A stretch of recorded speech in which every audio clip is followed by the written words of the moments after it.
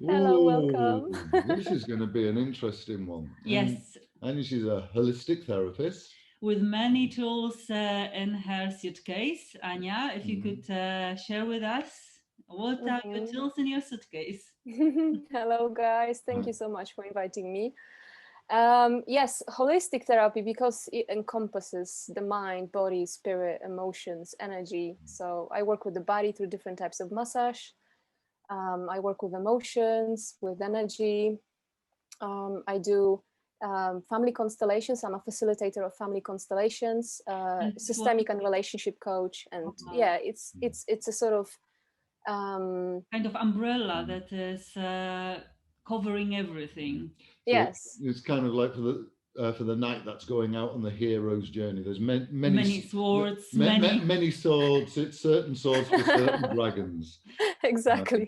but So today we will be talking about one particular one, and it's Hmm. family mm, constellations. And if you could Yes. tell us about yeah, what is it? what is it? Yeah. Yes, what is Hmm. it? How life led you? How your hero's journey Mm, led you to family yeah, constellations? yeah, What yeah. happened that you became a facilitator? Yeah. What dragon or dragons has it Oof. helped you to slay? Yes, I've had many dragons to slay in my life, but the one that I've slayed with this tool was a big one.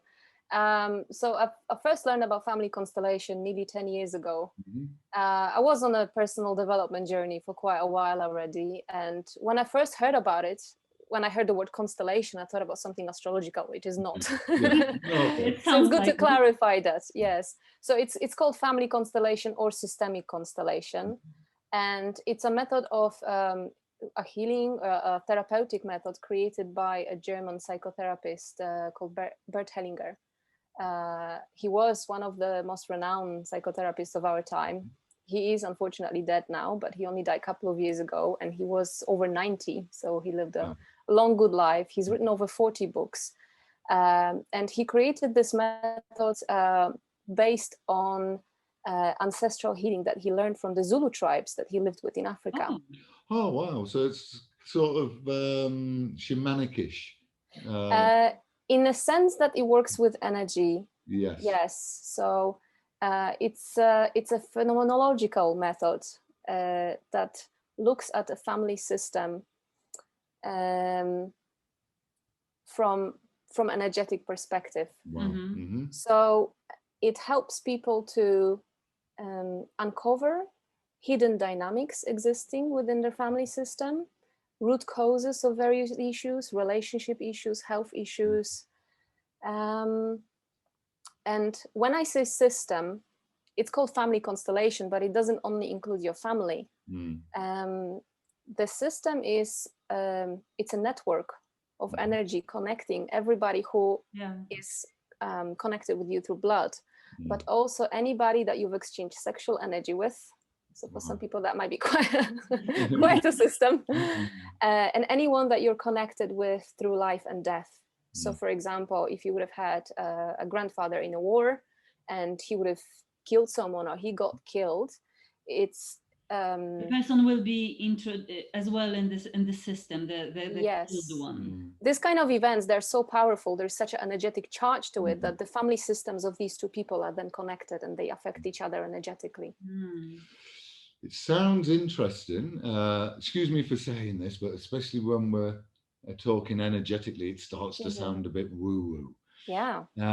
It's like, especially if you're coming from a scientific mind, it's can I measure this energy? Can I weigh this energy that you're talking These about? days we can actually. Oh These days we wow! can, yeah. So the science is going ahead with it and is beginning to measure, things like a human aura. We're Mm. now able to picture it. So Yeah. when we work with constellation, we work with the biomorphic field, the energy field that exists around us, Mhm. and our family system has a collective field from which we Mm. can take information. Yes. Yeah. Some people call it akashic record reading, some people call it whatever, merkaba or something, but it's an energy field, a biomorphic field, a field of intelligence, so to speak, that Mm. exists around everybody. Yeah. And Yeah. now a facilitator of constellation learns how to tap into that field Mm. and receive information about you know, whatever the issue is that the person comes with. Now with the system, there are certain laws that govern that system, and this is what we're looking for. So we're looking for harmony. We're looking to bring in harmony into the system. So there are laws like that everybody has the right to belong to the system. There is a certain hierarchy within the system, and everything is connected. So, for example, if there would be a family member who got excluded, then you could observe, for example, in the younger generations, in children in particular, that they are somehow showing with their behavior that there's this missing person. So, for instance, you could have a family where a mother has miscarried first child, who would have been a boy, and then she gives a birth to a daughter. And this daughter could be behaving like a boy, for example. So this is an easy one for people to picture. You know, she could be dressing like a boy. This is a bit controversial, perhaps, because it goes into you know, orientations. But sometimes it is clear that it's not like the girl has you know, tomboy. She likes yes, she exactly, likes, dresses like a boy. You know, she knows she's a girl, but she's like climbing trees. Exactly, I was like a that. boy, love playing with cars and with Lego. Yes. But now I'm girl. And for me, it's like as we're talking about the energy side of things, I'm in total agreement with you there. It's like through breath work, I've tangibly, experientially Absolutely.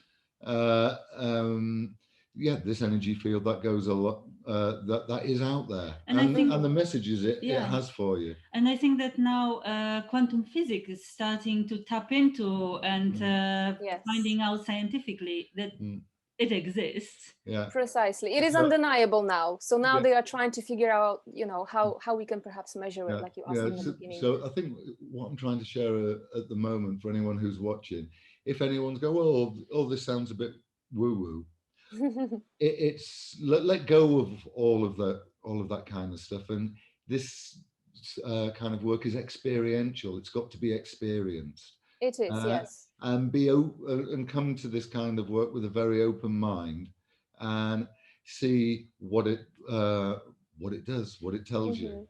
Well, the good thing is that the person having a session, for example, constellation session, doesn't really need to understand. You know, it's important to bring in harmony. So, for example, if there is some sort of conflict in the family, like a relationship conflict between mother and a child, you know, perhaps, I don't know, somebody had a difficult childhood and they hold resentment towards the mother. You can bring in harmony into that relationship through certain movements and healing sentences. And people are amazed how the whole system improves sometimes. So what's led me to do this work is exactly. Yeah, this is the big one. Yeah. I want to hear about your dragon slaying with constellations. So I had my first constellation over 9 years ago, nearly 10 years now, and it was a weekend retreat where I attended this. They called it a womb wisdom circle, which was for women specifically, and it was about healing.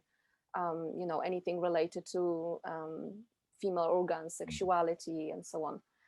And that really interested me. But then I left it for a while. Fast forward a few years later, I started a family with my husband. I got pregnant, and while I was giving birth, I suffered a terrible trauma. Without going into details of why, because that's a long story. Being who I was already coach, and you know, I was doing a lot of personal development. My initial thought was like, okay, I have to start working with it as soon as possible, because it was really dragging me down, and it was related to how my daughter was born and my expectations about it and so on. And I went into postnatal depression, so it was really, really heavy.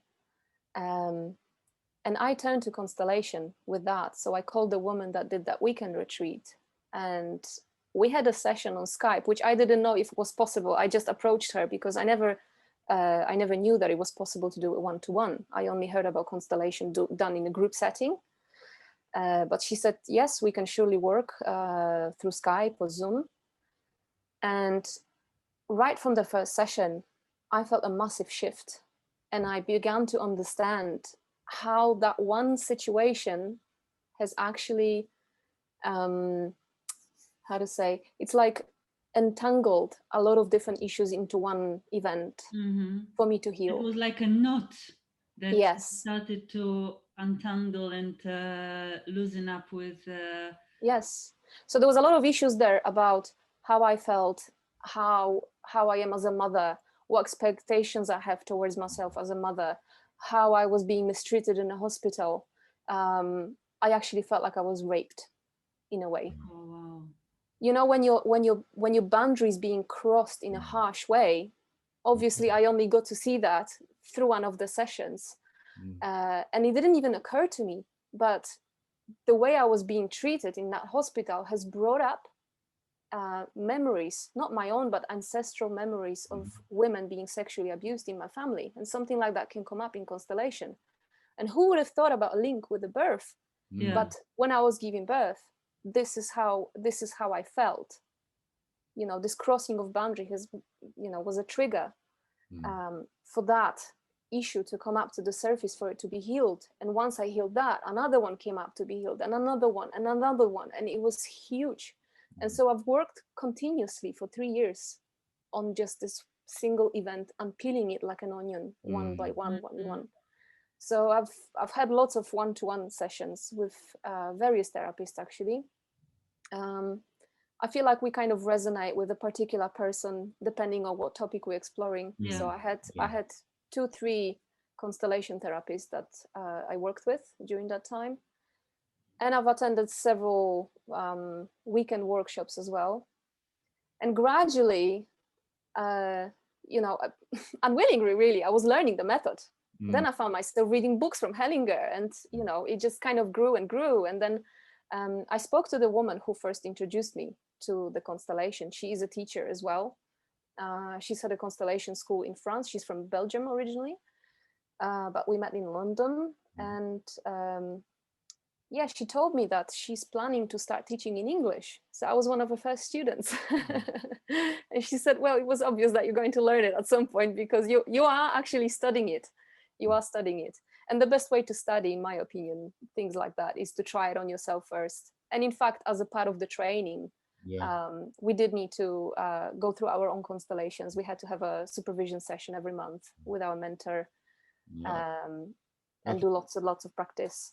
I think that's key with all good therapies. The therapist needs to have gone through the therapy themselves. Yeah, absolutely. Rather than studying without doing anything on yourself. Rather than just coming from a headspace of, all right, yeah, I know this, I know that. It's the big thing. What I'm finding is it really needs to come from a felt experience. And that's how I feel as well. And when I meet different therapists, I feel it now. Not everybody does, I guess, but I feel it when someone walks the talk. You know what I mean? Yeah. I've been there, they felt it, they know, they just know. It's a different type of knowing, isn't it? When you've read about it or where you felt it. Exactly. It's experiential. So I have one more question, because as far as I know, family constellations, after the sessions as well, you can experience a shift in your whole family system with your partner. Absolutely. With your siblings, with your children. Did you experience as well the shifts in your life? Massive, and my whole family changed. And so this is one of the things that's amazing. You don't necessarily see the result right away, because we're working on a higher level, on a blueprint level of the family system. So the changes kind of have to filter down into our 3D reality for tangible results to be visible, to occur. And sometimes it takes weeks, sometimes it takes months. It can even take a few years. It depends on the steps that need to be taken. But imagine a scenario, like I said in the beginning, about this mother who maybe had a miscarriage. And by the way, all miscarried and all aborted children have the right to belong to the system, regardless of how far during the pregnancy they were lost. I know some people don't consider a fetus at a certain age to be a child, but it has an energetic imprint, let's say. It leaves its imprint in the system, and it has the right to belong there. And so imagine a woman like that, if she has not grieved after losing that child, which is just natural, but our society doesn't really look at, you know, miscarriages and abortions in that way. Part of her heart will always be with that child. She might be pulled towards depression. She might start going into different types of addictions. And then if she has children afterwards, she will never be fully present with them because her heart will be with the one that's dead. Yeah. And then her younger children can also go into depressive states, for example, or show different types of behavioral issues or dysfunctions, because they will be in, it's like in your heart, you're saying, Mom, I see what you're looking at. I'm with you on this. I can see how you're hurting. So that affects everybody. So then if you, for example, heal that during constellation, you set up that mother and that child, and you allow for this emotional bomb to basically just not explode necessarily, but to be discharged, and for the emotions to come out and flow, suddenly she might realize, oh my gosh, I have other children. You know, she starts to be present with them. She might be more present with her husband. It will affect all areas of her life and the other people. So, you know, I said to you in the beginning that there is a certain hierarchy within the system.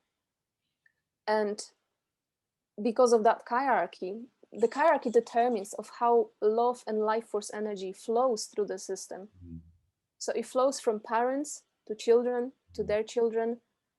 And, you know, when you come to this world, you develop certain relationships in certain order. The first relationship you have with your mother, you begin to form that relationship before you're even born, because you start when you're in her womb. If there is an issue between you and your mother, for whatever reason, it might not even be anything she's done. Perhaps you've been separated at birth, which is a common practice. Luckily, it's changing now. But, you know, those days when I was born, children were separated after birth. It was normal. If you don't have a harmony in a relationship with your mother, you cannot then form healthy relationship with the second most important person, your father. There are people who don't know their fathers, or the father is not present in their life. There are people who have been conceived through IVF. They don't know their parents. They think that the people who bring them up are the parents, but the life force energy flows from somewhere else. They have no access to it. So all of these issues can be addressed through family constellation. So it looks to bring in harmony and bring in this life force and allow energy, life force energy and love to flow into everybody. Right, you've told us what it does. How do you actually do it? I have a magic wand. yeah, exactly. So this for me is the next interesting part. Is how does a session work? There are many different ways you can do it. The most effective way is probably a group session. So a person who needs a constellation sit next to facilitator, and we have a group, we form a circle, and the facilitator opens the knowing field, which is where we're going to work. And the person who wants the constellation tells facilitator what is the issue, what is it that they want to work with, what is it that they want to look at deeper. Sometimes it's enough to just do sort of mapping and get an insight of what's going on, and that, you know, spins out the snowball effect and it heals itself. So with the group setting, we use people from the group as representatives of different elements. So for example, with the story of mother and her lost child, we could set up the mother, and we could set up existing child and maybe her husband, and begin with that. And so we take in people who don't know this person sitting next to me, for example. They don't know anything about her. They stand in the field, and we ask them to be silent and just follow their body movement. And this is amazing because people have absolutely no experience and no knowledge of family constellation, and suddenly they feel a wave of energy. They feel emotion coming up, or they feel like they need to turn a certain way, and we just observe. So I said earlier that it's a phenomenological method, because we look at what's happening as a phenomena, not judge based on what we know, what the client might have told us. In fact, sometimes the less they say, the better. So we can just look purely at energy, at what the dynamic shows. So you're encouraging everyone to get in touch with their felt sense. Yes. how they to come out feel, of their head how and what is Mhm. really the mm, body is feeling. So it's Yes. coming back to how you feel being a mother or a father of a child or a child. For example. Then when people get silent and, as you said, less talking, they can actually tap into the field of the consciousness of this family they Mhm. are representing. Yes, wow. absolutely. So if I stand as a representative of that person's mother, I just stand there and I feel what I feel. I might start feeling emotion coming up. I might start getting achy, in some place. I might feel angry with somebody, or I might feel sad, or I might start looking down on the floor. Usually, when person looks down on the floor, it means they're looking at the dead. So you just follow the body movement, and the less is said, the better. So the people do not speak unless the facilitator tells them to say something. So if I see, for example, that this mother is looking on the floor, I might take in another representative, lie in that space, and say, okay, this is your, I can see you've lost a child. This is your child. And she then looks that child in the eyes. Emotions start to come up. I might then tell her to say a healing sentence. For example, you are my child. I see you.